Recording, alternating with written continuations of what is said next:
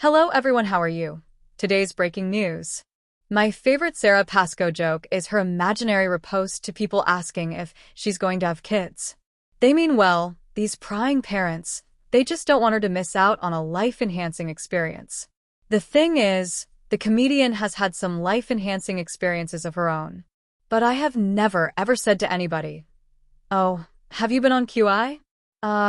You should go on QI," she insists, settling into her archly patronizing pep talk.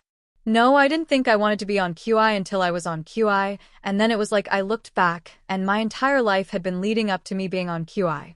Yes, it's very tiring being on QI, but it's so worth it. I just wouldn't want you to leave it too late, and they'll have stopped making it. As a skewering of smug, insensitive acquaintances foisting their own ideas of fulfillment on a child-free woman in her 30s, it's a gratifyingly clever joke. In reality, however, Pascoe wasn't laughing.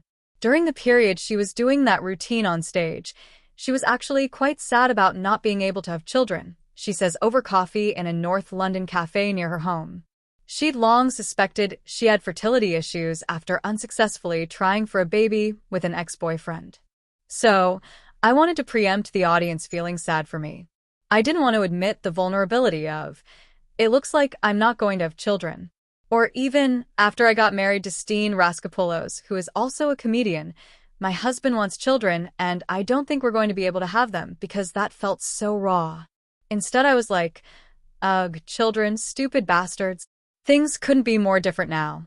Pascoe did have fertility issues, but thanks to IVF is now completely flattened and eroded by having 2 children in 2 years in my 40s. This, to my delight as a fellow depleted mother, is the subject of her new tour, I Am a Strange Gloop. The title is a play on I Am a Strange Loop, philosopher Douglas Hofstadter's book about the formation of the self, as well as a reference to the stage of butterfly metamorphosis, when caterpillars' bodies melt into goo. Before our interview, I watch her relay this information to Rylan and Scott Mills during a BBC video segment, but Pascoe's trademark erudition is utterly lost on the pair, who side-eye each other in camp incomprehension. That was the first time I ever described the tour.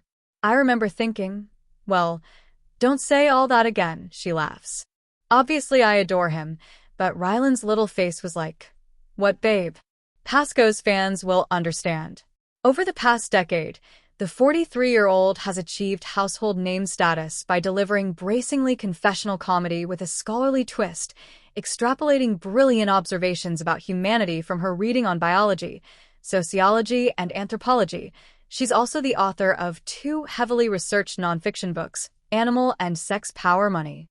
Combined with a breathless, "Just let me finish this thought" delivery, Pascoe's persona is quirky and a bit dorky. Yet this doesn't translate into real-life awkwardness. In fact, she's so easy to talk to that at times the interview strays dangerously close to a fully reciprocal conversation. That's partly because Pascoe is as unguarded in person as she is on stage. She immediately admits, for instance, to having second thoughts about that tour title. When she came up with the name, the strains of motherhood were drowning out her sense of self. So, rather than calling it something like, "I'm having a breakdown, please come and laugh," she went with some intellectual wordplay. A better title, she thinks now, would be hypnagogia, the term for that kaleidoscopic state between sleep and waking. Another of the show's themes is what happens to your brain if all of your thinking is done at nighttime.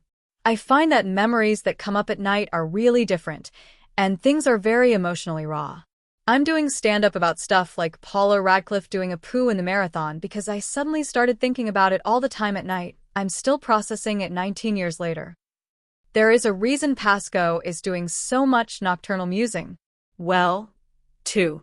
Her 3-year-old is being bribed massively with Paw Patrol toys to stay in his bed. But every night, he decides it's not worth it and comes in to chat.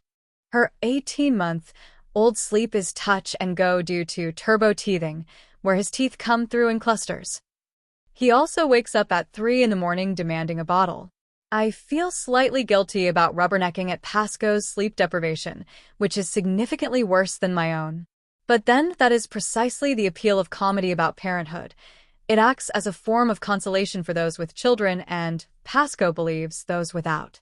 She sees her current role as the opposite to an influencer for people struggling to decide whether to have kids. I'm a putter-offer. I think, how great to have someone make you go, no, no, no, looks rubbish.